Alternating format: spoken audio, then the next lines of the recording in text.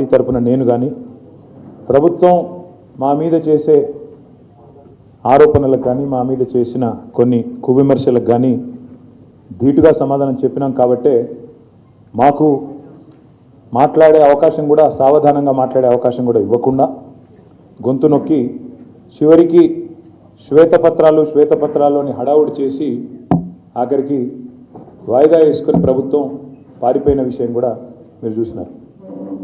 అయితే వాళ్ళు లేవనెత్తిన కొన్ని సందేహాలు, మళ్ళీ అదేవిధంగా వాళ్ళు కొన్ని చేసిన ఆరోపణలు, ఇవన్నింటి విషయంలో బాధ్యత కలిగిన ఒక పార్టీగా గత 10 ఏళ్ళు ప్రజలు మాకు అవకాశం ఇచ్చినప్పుడు ఏం జరిగింది, ఎట్లా జరిగింది, ఇవన్నీ చెప్పవలసిన బాధ్యత, ప్రజలకు వివరించవలసిన బాధ్యత మా మీద ఉన్నది. కాబట్టే ఈరోజు ఈ స్వేదపత్రాన్ని, ఈ 10 ఏళ్ళు చెమటోడ్చి రక్తాన్ని రంగరించి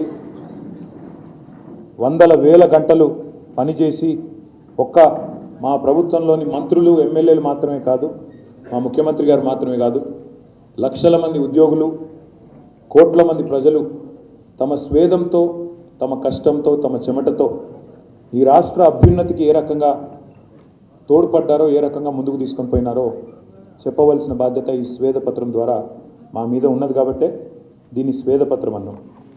ఎక్కడికి చేరుకున్నామో తెలియాలి అంటే ముందుగా ఎక్కడ మొదలయ్యామో కూడా గుర్తుపెట్టుకోవాలి. అందులో భాగంగా మరి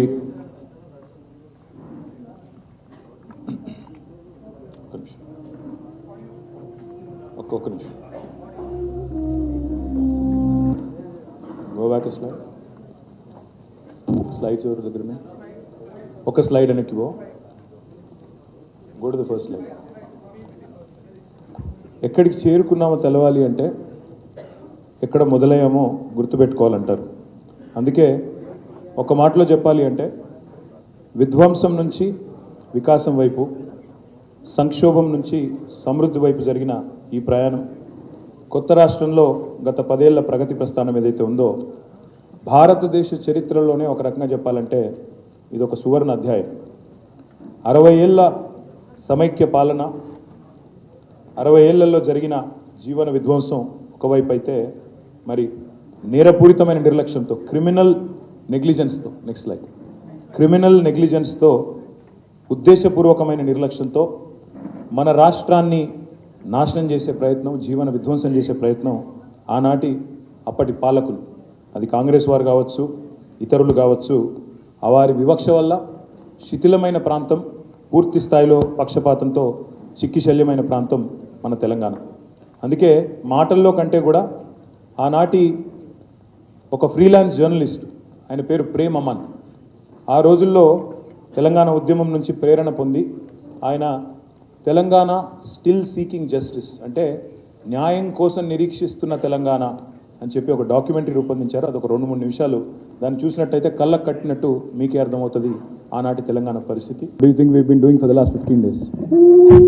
of course we been reviewing. Ravikanth గారు ప్రతి గెలుపులోనూ పాఠాలు ఉంటాయి, ఓటమిలో గుణపాఠాలు ఉంటాయి. డెఫినెట్గా చాలా అంశాలు ఉన్నాయి, 1-2 అని చెప్పను. కానీ ఇప్పుడే నేను చెప్పాను కదా మీకు, భారతదేశంలోనే అత్యధికంగా జీతాలు ఇచ్చాం ఉద్యోగులకి, కానీ ఆ ఉద్యోగులకు ఈ జీతాలు అత్యధికం అనే మాట మేము సరిగా ప్రచారం చేసుకోలేకపోయినాం. అత్యధికంగా భారతదేశంలోనే నిరుద్యోగులకు ప్రభుత్వ ఉద్యోగాలు ఇచ్చాం, కానీ చెప్పుకోలేకపోయాం, వాళ్ళ వరకు ఆ విషయం చేరలేకపోయింది. జరిగింది ఏమి అంటే, పెద్దలకు సామెత చెప్తారు, నిజం కడప దాటే లోపల అబద్ధం ఊరంతా తిరిగి వస్తుంది. జరిగింది అది. ఉద్యోగాలు ఇచ్చి చెప్పుకోలేకపోయినాము. యూట్యూబ్లో కొంతమంది బట్టకాల్చి మీదేసే ప్రయత్నం చేస్తే దాన్ని నివారించలేకపోయినాము. తద్వారా కొంత నష్టం జరిగింది తప్ప, మీరు అల్టిమేట్గా ఆలోచిస్తే రవికాంత్ గారు 1.85% తేడాతో మేము ఓడిపోయాం. అందులో మాకు దాదాపు ఒక 7-8 సీట్లు 4-5 వేల కంటే తక్కువ మెజారిటీతో పోయినాయి. కాబట్టి ఇదేదో మా రౌట్ కాదు, ఘోర అపజయం కాదు, కేవలం ఒక చిన్న స్పీడ్ బ్రేకర్ మాత్రమే. అందుకే ఆ కాన్ఫిడెన్స్తోనే చెప్తున్నాను. ఆల్రెడీ ఇప్పుడున్న పరిస్థితుల్లో ఇప్పుడు ఏం జరుగుతూ ఉందో ప్రజలందరూ గమనిస్తూ ఉన్నారు. అలవి కానీ వాగ్దానాలు, తెలిసి తెలవక ఇష్టం వచ్చినట్టు చెప్పడం, ఇవన్నీ గమనిస్తున్నాను. అందుకే రాష్ట్ర ప్రభుత్వానికి నేను ఒకటే కోరుతా ఉన్నాను, మీరు విజయవంతం కావాలని మేము కోరుకుంటున్నాం. మీరు ఇచ్చిన ప్రతి హామీ నెరవేర్చాలని కోరుతున్నాం. 100 రోజుల్లో చాలా చేస్తామని చెప్పారు. మరి 100 రోజుల కౌంట్ డౌన్ ప్రారంభమైంది. తప్పకుండా 100 రోజుల్లో ఇచ్చిన అన్ని హామీలు అమలు చేయాలా. మొన్న ఆల్రెడీ 4 మడతేసినారు. నిరుద్యోగ భృతి ఇస్తామని చెప్పి మేనిఫెస్టోలో పెట్టినారు. మొన్ననేమో ఉప ముఖ్యమంత్రి గారు మేము అనలేదు అనే మాట అన్నారు. సో ఇట్లా ఎన్నో అంశాలు ఉన్నాయి. 6 గ్యారంటీలు కాదు రవికాంత్ గారు, 412 హామీలు ఉన్నాయి. మేము లెక్క తీసినాం. మా పార్టీ తరఫున కూడా ఒక షాడో టీం ఏర్పాటు చేస్తాం. అంటే డిపార్ట్మెంట్ బై డిపార్ట్మెంట్ ఒక షాడో టీం మేము ఏర్పాటు చేస్తాం. వేరే దేశాల్లో షాడో క్యాబినెట్ అంటారు అనుకుంటా. సో అట్లాంటిది కూడా మా లెజిస్లేచర్లు కూడా ఏర్పాటు చేసుకుంటాం. తప్పకుండా ఈ ప్రభుత్వ ప్రతి శాఖలో ప్రతి రంగంలో వీళ్ళ పనితీరు, వీళ్ళు ఏమేం చేస్తున్నారు, ఎట్లాంటి నిర్ణయాలు తీసుకుంటున్నారు, వాటన్నిటిని నిశ్చితంగా ప్రజల పక్షాన, అందుకే నేను చెప్పిన చివరి మాట అదే, ప్రజల పక్షాన్ని నిలబడతాం. ఒక దీపస్తంభంలాగా మారిన తెలంగాణని ఆరనివ్వం, పడిపోనివ్వమని చెప్తా ఉన్నాం. సరే, రాజకీయాల్లో గెలుస్తామని ఆశిస్తాం. పోటీకి పోయినప్పుడు ప్రతిసారి గెలుస్తామన్న కాన్ఫిడెన్సే ఉండే. ఫలితాలు మమ్మల్ని నిరాశపరిచినా బాధ లేదు. ఎందుకంటే 2 టర్ములు ప్రజలు అధికారం ఇచ్చినారు. కాబట్టి we are thankful to them. Will fight, continue to fight for them. I think will give the chance to somebody else in come. చెప్పండి సార్.